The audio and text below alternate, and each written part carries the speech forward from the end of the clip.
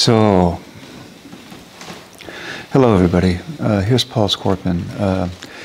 I'm known here in Germany and other countries as a healer, and also as somebody who teaches spirituality for a long time, because I had the good fortune of being very close for the last 6 years with a Greek Cypriot man known as Daskalos, or his given name was Stylianos Ateshlis, known to the world as the Magus from Strovolos.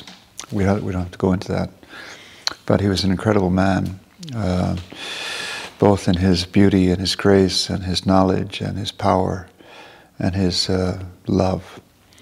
And like I said, I was gifted with the last 6 years of his life. And since then I've been living in Germany. Myself working as a healer and teaching healing and teaching other things, and also leading trips to the sacred lands of Anatolia, Patmos, Egypt, and the Holy Land.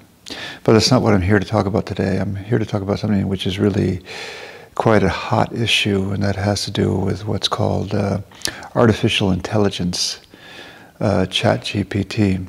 It's taken over the world in a way in a very short time.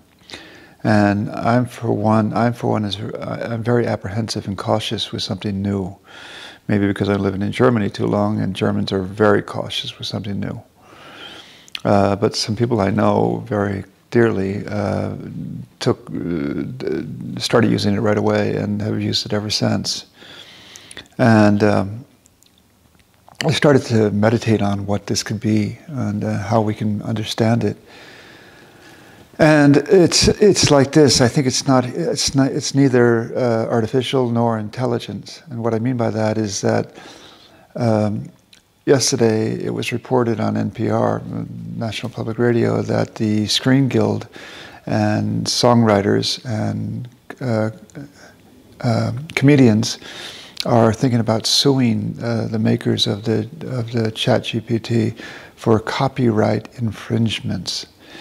They've proven that they say that the way this machine or the data bank works is and this is where they use scrapes all the information it can gather from the interwebs and builds a data bank. Yes, I think scrape is a bit of aggressive. I think it's more like they cull all the information and they build a data bank. And so what we're being presented with when we ask for it to create a text is basically our own work in the past. So that means it's not by itself artificial, because it belongs more to our own heritage and our own creativity and ingenuity and everything. And then I thought, how can you compare it to? Well, if any of you know about the great Library of Alexandria in northern Egypt, it was theoretically the largest collection of books in the world.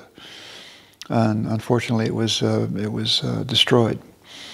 But at the time, we're talking about 2,000 years ago, it had a collection of books from the east and the west and the north and the south. And if you say, okay, if they had a method back then of being able to scan each one of the texts in all the different languages, of course, and then pull that together and build a data bank, and we're able to ask that data bank, what would the collection of the Library of Alexandria say when I ask it to explain imperialism, something like that, then you would get an answer drawn from all the texts that address the issue of imperialism. And I could relax then, because then I thought, okay, if I ask ChatGPT what is to explain to me the polyvagal nerve, which I have here, because of the work I'm doing on trauma, then you get an extraordinary answer. It is compared to some of the best books written on the polyvagal nerve and polyvagal theory.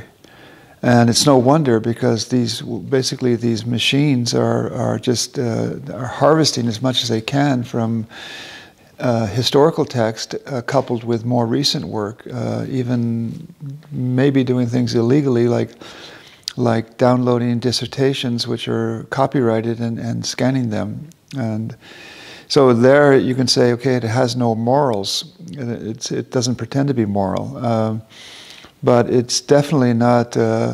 It's definitely not artificial, and it's definitely not intelligent. It's clever, but it has no intelligence by itself.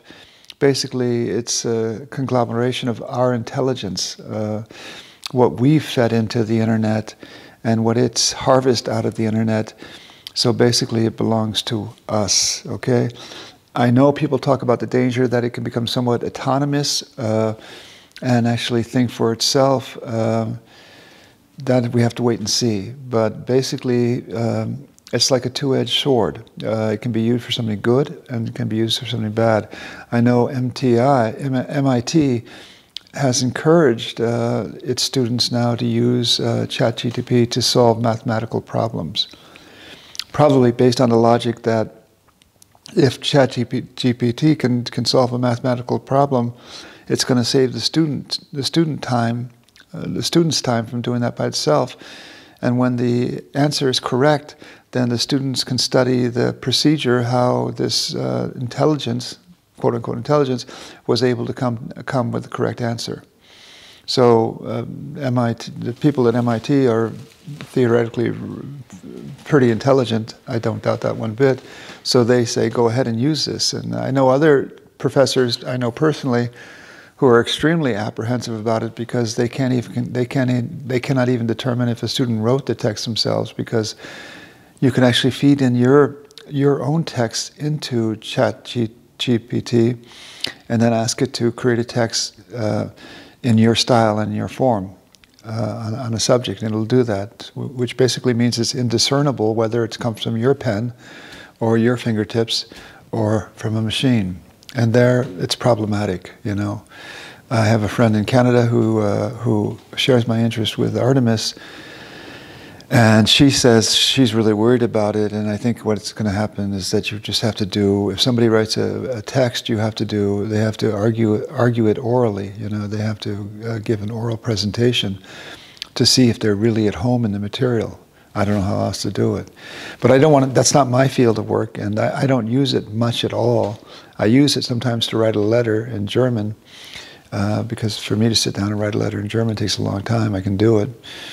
And I'm pleased with with what it produces.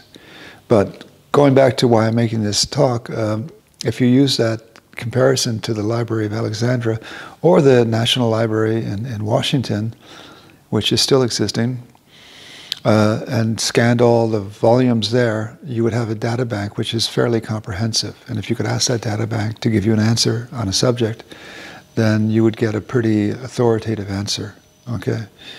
But it's not artificial and it's not intelligent, it's basically us.